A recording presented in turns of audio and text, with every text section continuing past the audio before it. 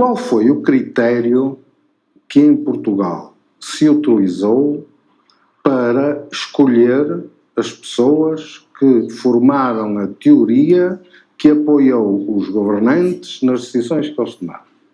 Qual foi o critério? Nas decisões que eles tomaram. Qual foi o critério? Porquê é que foi o Manuel Carmo Gomes? Porque andou a estudar a migração das sardinhas na sua tese de doutoramento? Porque é biólogo? Porque publicou 2 ou 3 artigos da área médica que estão na pubmed.gov e, portanto, tem um currículo científico miserável? Porquê é que foi escolhido o Baltazar Nunes para fazer as contas, aquelas miseráveis contas da primeira reunião ou da segunda reunião do Infarmed, em que apresentava um pico que até tapou com um retângulo que dizia meados de abril, para a gente não perceber muito bem se aquilo era 35 mil, se era 45 mil, se era 50 mil, e com isso criou uma ameaça brutal para os políticos que ficaram em pânico. Porquê é que é essa gente? Qual é a razão? E que se mantém. Com base em que mérito?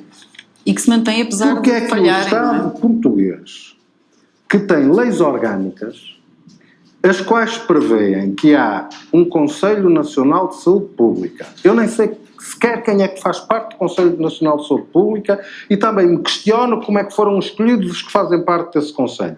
Mas existe um órgão chamado Conselho Nacional de Saúde Pública, cuja primeira função é aconselhar a governação no caso de pandemia. Existe outro órgão que é o Conselho Nacional de Saúde. E existe ainda outro órgão que é absolutamente fulcral numa situação destas, que se chama Conselho Nacional de Ética para as Ciências da Vida. Nenhum foi ouvido. Uma vez a ministra chamou lá os conselheiros porque um deputado do Bloco de Esquerda perguntou já muito tardiamente no Parlamento porque é que não era ouvido o Conselho Nacional de Saúde Pública. No entanto, fizeram-se aquelas infames geraldinas do Infarmed, onde se levou os peritos, os especialistas. Eu não quero ser ofensivo, mas aquela gente, tirando um ou outro, não é especialista de nada. E não é perito de nada que tenha a ver com medicina, com gestão de sistemas de saúde, que é fulcral numa questão de abordagem de uma ameaça pandémica. Com nada.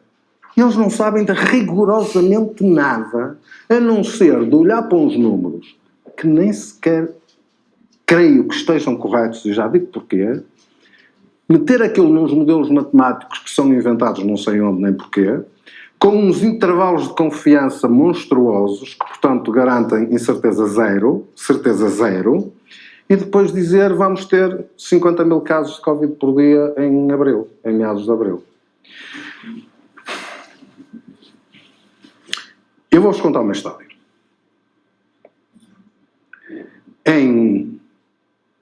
Não, vou-vos contar 2 histórias. Temos tempo, não é? Vou-vos contar 2 histórias. Em abril, fins de abril, requisitei à Direção-Geral de Saúde os dados do SINAB Lab, que é a base de dados onde estão todos os testes de PCR, na altura de toda a gente que fez testes de PCR, e os dados do SINAB Med, que é a base de dados onde estão a classificação que os médicos dão aos doentes, se tem Covid, se não tem Covid. E requisitei isto, com base na Lei de Acesso aos Documentos Administrativos, com base no facto de ser universitário e ter direito ao acesso aos dados para investigação, direito que é inalienável, que não me podem negar, e com dados anonimizados. E solicitei também os dados de toda a gente que em Portugal estava a receber hidroxicloroquina, também anonimizados, para fazer um trabalho de investigação. Não é isso agora que interessa. O que interessa é que a resposta recebida da GS foi, primeiro, não damos. Depois, com meia dúzia de gritos meus, damos, mas está proibido de publicar em nenhuma revista científica, está proibido de os divulgar publicamente. E depois de mais meia dúzia de gritos, está bem, havemos de dar. E, portanto, eu passei até junho a de deslocar-me, vim 6 vezes a Lisboa, 3 à DGS e 3 aos serviços partilhados do Ministério da Saúde, e pus-me lá na porta de entrada e disse ao senhor da segurança: olha, avise lá, senhora diretora, que eu estou aqui e daqui não saio enquanto não for recebido. Fico aqui, durmo aqui, o que for. Eu quero os dados. E lá foi recebido e lá me prometeram os dados outra vez, etc, etc, etc.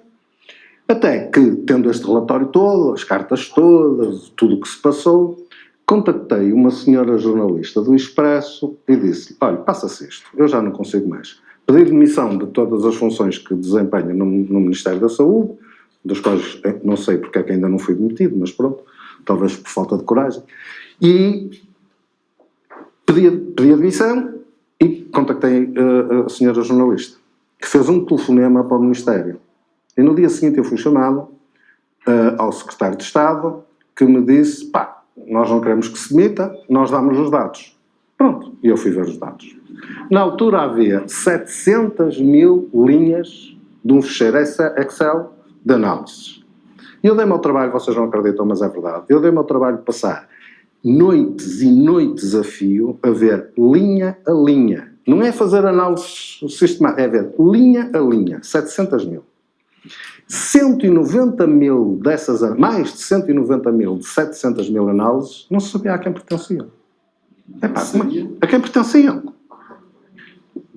Não se sabia a quem pertenciam. Não se sabia de quem eram. Como é que aqueles gajos podem fazer contas sobre a previsão de como é que vai evoluir a pandemia, se nem sequer se sabe quem é que são as análises? No SINAD mede, onde os tipos da saúde pública, que não é ao contrário, mas enfim, não é ao contrário do que o Pedro disse, mas que eu acho que são miseravelmente maus em Portugal, a começar pela senhora Diretora-Geral da Saúde, lamento Pedro, é uma desgraça total e completa, é um zero científico, mas onde registram os casos, se é caso, se não é caso, o mesmo doente era caso confirmado, não é caso, caso duvidoso, caso em estudo. E isto multiplicava-se por ali abaixo incessantemente. E eu, para poder perceber as coisas, tive que andar a fazer as ligações entre as análises, o doente, o não sei quê e tal, para poder ter mais ou menos uma definição de caso. E é com estes dados que esta gente faz previsões de 45 mil casos por dia. Como é que eles corrigem isto? Mais, vocês sabem que o INSA, Instituto Nacional de Saúde, Ricardo Jorge, todas as sextas-feiras divulga os dados do famigerado RT. Ok? Eu sou um completo ignorante na matéria. Mas faço o download de todas as bases de dados semanalmente. E depois dou o meu trabalho de as comparar. E vocês sabem que em março de 2020, o RT, que na primeira base de dados divulgada tinha um valor, em todas as outras bases de dados foi sempre alterando esse valor. Eu começo a perguntar: espera aí, mas então, em março o RT foi calculado com aquele valor. O que é que agora faz que, retrospectivamente, o valor do RT do dia 29 de março, por exemplo, vá modificando à medida que vão atirando cá para fora novas bases de dados? Eu não percebo nada de RTs. Mas isto, o que se passou na altura, a influência, há assim uma máquina que faz o tempo andar para trás e depois vai-se lá influenciar. É uma coisa espantosa. E eu podia continuar. E eu vos contar outra história, que é a seguinte. Em Portugal fecharam-se os cuidados de saúde. Antes disso dizer que eu respeito, só num comentário à delatra ao António Pedro, e obviamente que a indústria farmacêutica existe para ganhar dinheiro. Mas existe só para isso. Não existe para defender a humanidade. E obviamente que a indústria farmacêutica garantiu sucessos notáveis para a medicina, com inovação terapêutica absolutamente notável. Não se põe isso em causa. O que é preciso é saber lidar com a indústria farmacêutica, para não sermos, para os sistemas de saúde não serem dominadas pelos interesses económicos e financeiros da indústria farmacêutica. É só isso que eu digo. Neste momento é o que prevalece, obviamente. Mas a outra história. Durante todo este tempo nós assistimos a encerramentos dos cuidados de saúde. Eu acho que morreu mais gente de não Covid, que não morreria. E estou convicto que vai continuar a morrer mais gente nos próximos anos de patologias que não têm nada a ver com o SARS-CoV-2 e que não deveriam morrer. Porque se decidiu, em determinada altura, encerrar os hospitais. E encerrar os cuidados primários de saúde para fazerem lá aquela fantochada da chamada vigilância epidemiológica, que foi uma desgraça em Portugal e foi das principais causas da curva a que assistimos em janeiro e fevereiro, na minha opinião. A falência dessa atividade. Mas fechou-se tudo. Intuiu-se um medo na população que fez com que as pessoas morressem em casa e não fossem aos hospitais. E sabem porque é que isto aconteceu? Também em maio, a Ministra da Saúde chamou-me, isto é verdade e portanto não tenho problema nenhum em dizer na televisão onde quer que seja, a dizer assim, professor António, nós queríamos que o senhor ficasse a coordenar as vagas hospitalares. Eu respondi-lhe, senhor Ministro, está a brincar comigo. Isto era na primeira onda. Coordenar as vagas hospitalares para quê? Agora? Isto não é nada, não precisa de coordenar nada. Mas olha, quando chegarmos ao inverno, talvez possamos ter aí um problema, que além de tudo é capaz de haver gripe, de haver outros vírus e por aí fora. Talvez valesse a pena, ou melhor, a minha proposta é, nós temos sistemas de informação, acreditem, no nosso sistema de saúde temos sistemas de informação como poucos países na Europa têm. Inglaterra está assim a quilómetros de distância nossa. Temos um país fibrado como poucos países do mundo. Não temos a pessoas. Mas a proposta foi, nós vamos criar um sistema informatizado, automático, de modo a termos em tempo real todas as camas vagas e ocupadas de todos os hospitais mapeadas em Portugal e dos hospitais privados que de certeza que aderem a isto e também de hotéis colocados, estão aí às moscas, colocados estrategicamente porque podem ser necessários num extremo, por exemplo, pessoas que estejam em recuperação, pessoas que estejam por razões meramente sociais, porque não têm para onde ir, pessoas que precisam fazer quarentena e não têm condições em casa para fazer, por aí fora. E nós conseguimos fazer a ligação dos sistemas informáticos todos e ter isto monitorizado em tempo real. Fantástico, genial, como é que é fazer isto? Olha, recomendo, convido fulano tal da empresa X, fulano tal da empresa Y, fulano tal da saúde do ISPUP, mais fulano, mais Beltrano, mais Cicrano, mas é a senhora Ministra que lhes vai telefonar. E a senhora Ministra telefonou. E eles aceitaram, e os da privada a custo zero. Trabalhar para o bono. Fizemos a primeira reunião no Ministério. Definimos o plano e fomos para o terreno. E entraram as quintinhas dos serviços partilhados do Ministério da Saúde e por aí fora. Então havia lá um trigo qualquer, que era diretor do departamento não sei quê, que não deixava a nossa malta de sistemas de informação, os tipos da privada, que faziam aquela ligação toda entre as pernadas, nos deixaram entrar. Boicotaram, não forneciam os dados, não davam acesso aos sistemas e por aí fora. O que é que aconteceu? O grupo nem sequer foi nomeado oficialmente. Depois de ter reunido no Ministério da Saúde e ter feito o plano. Porque quem manda são os donos das quintinhas. E por isso eu digo que uma das primeiras coisas a fazer é pegar numa vassoura com um cabo de aço, que é para não partir, e ir dar uma vassourada forte em toda a malta que está nos serviços partilhados do Ministério da Saúde, na Administração Central dos Serviços de Saúde e já agora também na Desgraça Geral da Saúde, vulgo Direção-Geral de Saúde, DGS, que precisa do mesmo. E, portanto, nós permitimos que gente...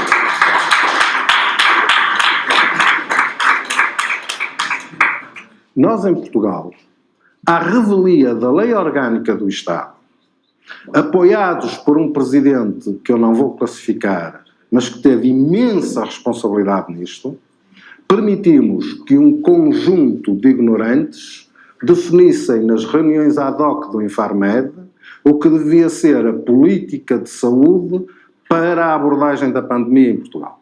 E mais, e permitimos que isso fosse feito, repito, por gente que não sabe nada de medicina, por gente que não sabe nada de sistemas de saúde, por gente que não sabe nada da gestão em saúde e por gente que não sabe nada de outra coisa muito importante, que é economia, bem-estar social, relações humanas, miséria, sofrimento. Não sabem nada disto. Vivem encafuados em gabinetes, a estudar números, a ver números e não sabem sequer o que é um ser humano doente. Nem sequer um ser humano saudável. E esta gente acha-se no direito divino de tomar medidas sem nenhuma fundamentação científica que cerceiam a liberdade dos outros. E encontraram um presidente disponível para lançar estados de emergência para que essas medidas tivessem cabimento legal, se é que tinham, e pudessem de facto ser efetivas. Ora, as autoridades de saúde têm um poder, em situações de crise sanitária, de tomar medidas que podem pôr em causa a liberdade dos outros. Vamos lá ver. Se eu estiver infectado com o vírus da imunodeficiência humana, não tenho o direito de ir ter com qualquer uma das pessoas presentes e ter uma relação sexual com nenhuma das pessoas presentes sem informar que eu estou infectado com HIV. E posso infectar. E, portanto, é preciso proteger-nos, é preciso isto tudo. Se fizer isso, eu estou a cometer um crime, porque estou intencionalmente a disseminar uma doença infecciosa. Se eu tiver uma doença extremamente grave, e há algumas doenças infecciosas extremamente graves que ainda existem e que não são importantes porque são em números muito pequenos e que são muito mais graves do que a Covid-19, e não fizer quarentena como devo fazer, e andar na rua e ela se transmitir assim, por exemplo, se eu tiver tuberculose e se for bacilífero, eu não posso andar na rua a transmitir a doença. Sou obrigado, ou devo ser obrigado, até fazer tratamento e deixar de ser bacilífero, a proteger os outros. E, portanto, neste contexto, parece-me que há autoridade das autoridades de saúde, passo o pleonasmo, de dizer é obrigatória a quarentena. E é por isso que, em novembro, quando apareceram os testes rápidos, eu achei que era muito mais útil testar massivamente e promover a quarentena do que parar a sociedade, porque o efeito de testar massivamente, aliás, ficou claramente demonstrado na Eslováquia e nos artigos científicos que se seguiram, e também em algumas áreas da China, testar massivamente, não é obrigatoriamente, é voluntariamente, mas massivamente, e promover a quarentena, garante muito melhor o quebrar as cadeias de transmissão do que fechar as pessoas à tarde em casa e mandá-las de manhã para os supermercados às centenas, umas em cima das outras. Esta gente respondeu dizendo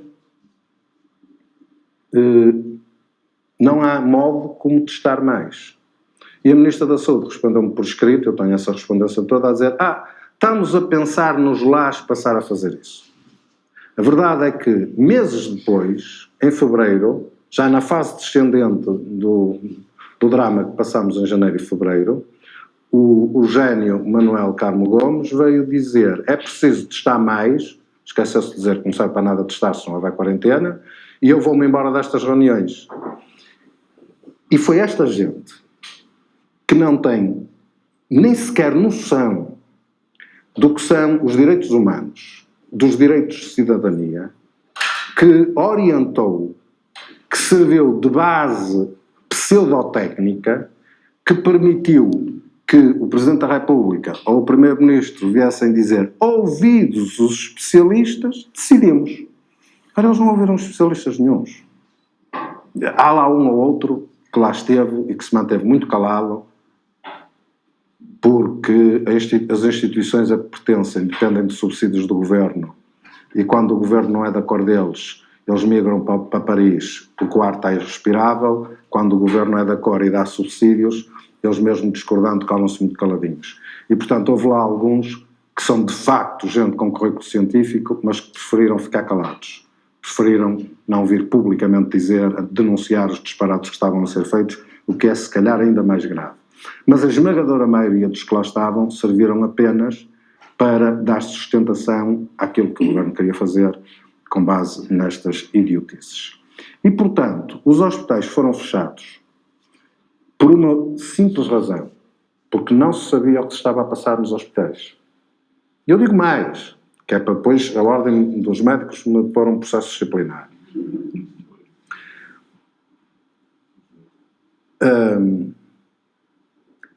Há situações em que há vagas nos hospitais e é declarado que não há vagas. Há situações em que estão doentes um fim de semana inteiro num determinado hospital, sentados em bancos, sem comer, descalços, com uns pijamas miseráveis, e passam uma semana com teste positivo de Covid, até que na segunda-feira a Administração Regional de Saúde abra e então resolve andar a encontrar hospitais para onde mandar esses doentes. Há um despacho que não foi assinado da Ministra da Saúde, em que ela mesma decidia proibir que os hospitais declarassem que não tinham vagas quando tinham. E depois não teve a coragem para o assinar. E tudo isto, e ainda coisas mais graves, era evitável se tivesse ultrapassado o poder das quintinhas, se tivesse governado em favor do bem comum e se tivesse decidido, custe o que se custar, nós vamos ter até julho ou até agosto de 2020 uma monitorização em tempo real dos hospitais. Sabe porquê?